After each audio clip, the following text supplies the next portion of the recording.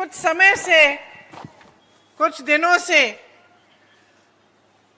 मैं यहाँ प्रचार के लिए अलग अलग जिलों में घूम रही हूँ, लोगों से मिल रही हूँ, बातचीत कर रही हूँ।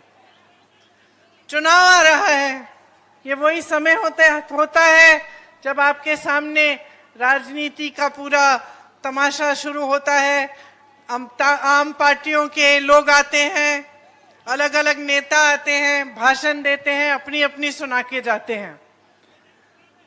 और ये अच्छी बात है कि आप सबकी सभाओं में आए और ध्यान से सबकी बातें सुने,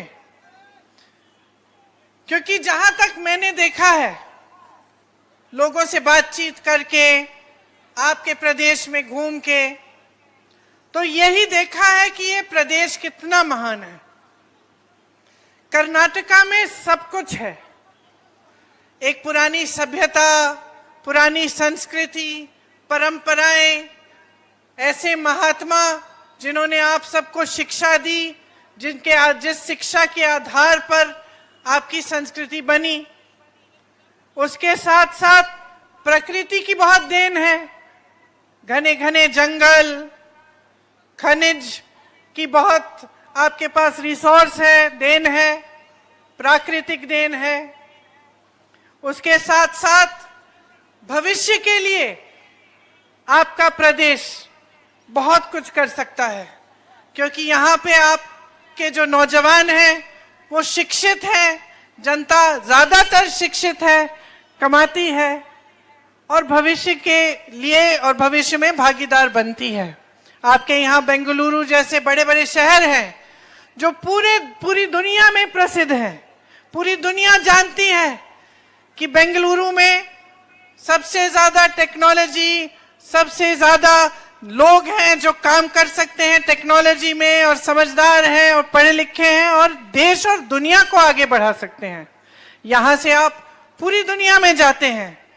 जहां जहां मैं बाहर जाती हूँ, कभी कभी मुझे मिलते हैं कर्नाटका के लोग, मुझे हमेशा गर्व होता है, क्योंकि ऐसे नौजवान मिलते हैं जो मुझे बताते हैं कि आईटी में काम कर रहे हैं, टेक में काम कर रहे हैं, और वहां यहाँ से दूर उनसे मिलकर गर्व महसूस होता है कि देखो, किसी की मेहनत से, ईमानदारी की कमाई से ये लड़का बाहर गया है या ये लड़की बाहर गई है, और आज किसी दूसरे देश में भी अपने देश, अपने प्रदेश का नाम रोशन कर रहा है या कर रही है।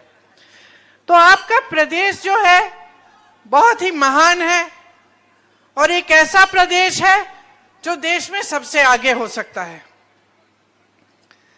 लेकिन जो सरकार आपके प्रदेश में चल रही है, उसे इस बात का समझ नहीं है, इस बात का आदर नहीं करती। अगर आप देखें तो सरकार दो तरह की हो सकती है।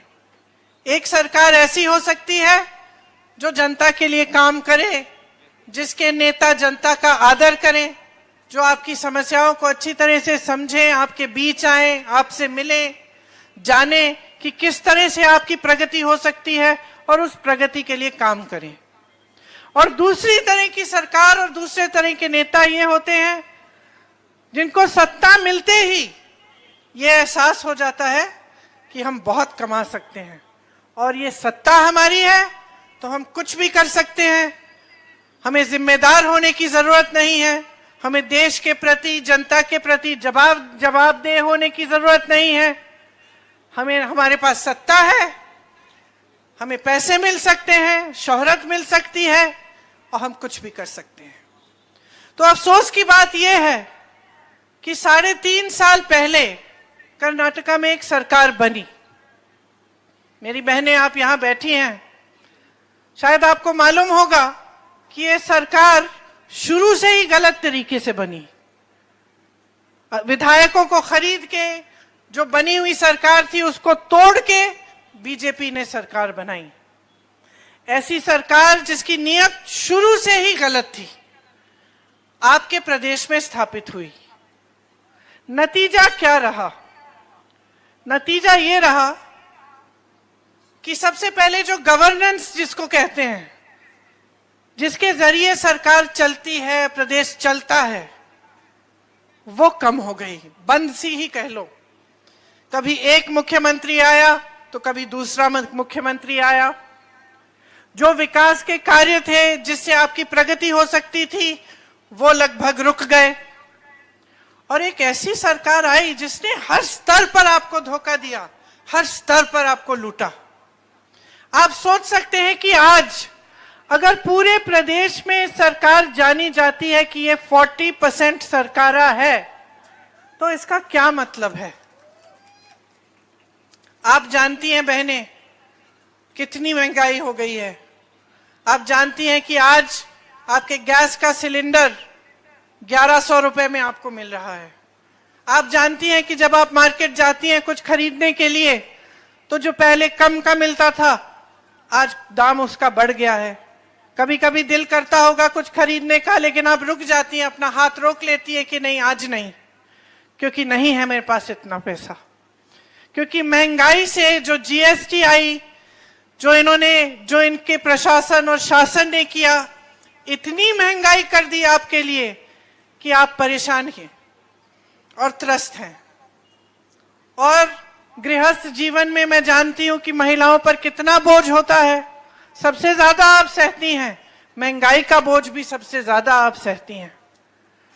उसी महंगाई ने जिसने आपके घर में मुश्किलें पैदा की, उसी महंगाई ने किसानों के लिए मुश्किलें पैदा की। आज किसानों के लिए हर चीज पर जीएसटी है, ट्रैक्टर से लेकर जो भी उनको इस्तेमाल करना पड़ता है किसानी करने के लिए, खेती करने के लिए, सब महंगा हो गया है। उसके बाद खाद महंगी हो गई है, और उसके बावजूद मेहनत से, ईमानदारी से किसान खेती पर काम करता है, कमाने की कोशिश करता है। आपको मालूम है कि डीएपी में भी वजन कम कर दिया है, खाद आपको महंगी मिलती है, हर चीज महंगी कर दी है। तो हर स्तर पर आपके साथ धोखा हो रहा है। यहां नौजवान कितने हैं बताओ, हाथ ऊपर करो। आप तो नौजवान नहीं है भैया।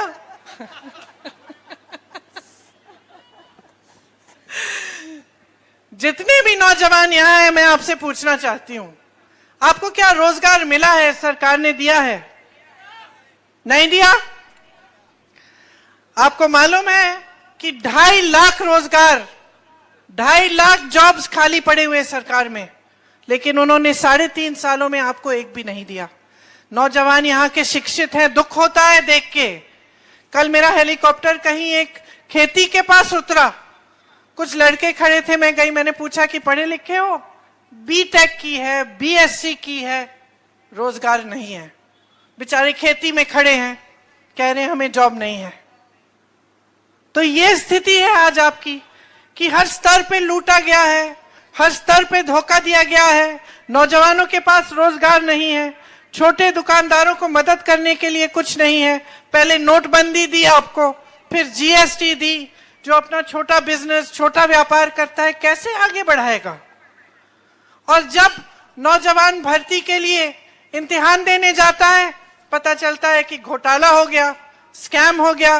पुलिस सब इंस्पेक्टर के भर्ती के एग्जाम में स्कैम होता है। विधायक के बेटे के पास 8 करोड़ रुपए मिलते हैं कैश में, उस पर कोई कार्रवाई नहीं करता। उसके बजाय उसके पिताजी एक परेड निकालते हैं, उसके पिताजी एक परेड निकालते हैं कि देखो मैं कौन हूं, तुम मुझे छू नहीं सकते। यह स्थिति है आज कर्नाटका की। स्कूल के बच्चों के अंडे तक नहीं छोड़े, उसमें भी स्कैम किया, उससे भी चोरी की, कोविड के मरीजों को नहीं छोड़ा।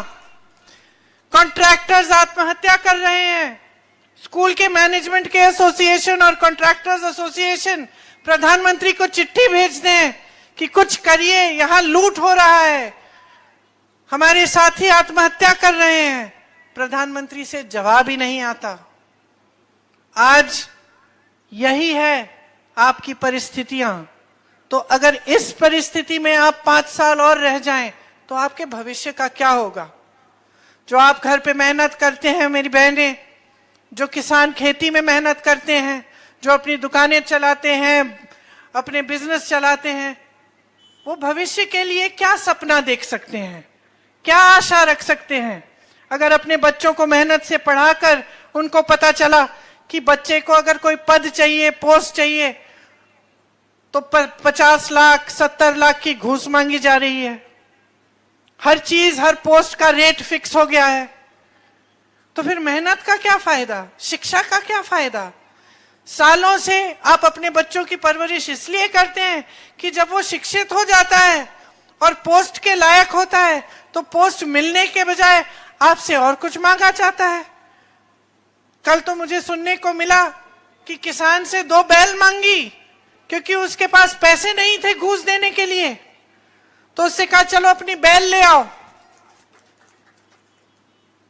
तो ये परिस्थितियां हैं, आपकी ये सरकार है। अब आप ही को तय करना पड़ेगा कि आप 5 साल और यही सरकार चाहते हैं या बदलाव चाहते हैं। जितनी मेहनत आप करते हो कम से कम उतनी मेहनत तो नेताओं को करनी चाहिए कि नहीं? आप ईमानदारी से कमाते हो तो क्या आप ये आशा उम्मीद नहीं रख सकते कि आपकी सरकार भी ईमानदार होगी? बीजेपी की सरकार ने 1.5 लाख करोड़ रुपए कर्नाटका से छीने हैं, लूटे हैं। लूट की झूठ की सरकार है। आप सोचिए कि इन 1.5 लाख करोड़ रुपए में से आपके लिए कितना काम हो सकता था। मैं आपको बताती हूं, 100 एम्स के अस्पताल बन सकते थे, 100 कर्नाटका में। 2250 किलोमीटर की 6 लेन की एक्सप्रेसवे बन सकती थी। ईएसआई के 187 अस्पताल बन सकते थे। आपके बच्चों के लिए 30,000 स्मार्ट क्लासरूम बन सकते थे। 30,000 कोई छोटा नंबर नहीं है, छोटा आंकड़ा नहीं है। इन्होंने जितना लूटा है उससे 30,000 क्लासरूम बन सकते थे। हर क्लासरूम में 10, 15, 20 बच्चे। आप सोच सकते हैं कि कितनी शिक्षा छीनी है बच्चों से इन्होंने। 750 किलोमीटर लंबी मेट्रो बन सकती थी इन पैसों से। 30 लाख गरीबों के लिए घर बन सकते थे। इन पैसों से 30 लाख कर्नाटका के गरीब जनता को घर मिल सकते थे, उनका फायदा हो सकता था। लेकिन भ्रष्टाचार किया, लूटा, टैक्स लगाया किसानों पर भी, जीएसटी खाद पे, ट्रैक्टर पे, पेस्टिसाइड पे, डीजल के दाम बढ़ा दिए, खाद का मैंने कहा आपको कम कर दिया जो देते हैं। हर स्तर पर लूटा है और धोखा दिया है। जहां तक एससी, एसटी, ओबीसी की बात है, उन्होंने आपको बताया कि आरक्षण बढ़ाएंगे। यहां पे कर्नाटका सुनकर देखो, सुनकर देखो, सुनकर देखो जी। ममता, राहुल, मोदी बोले, लिखे जितेंद्र जी।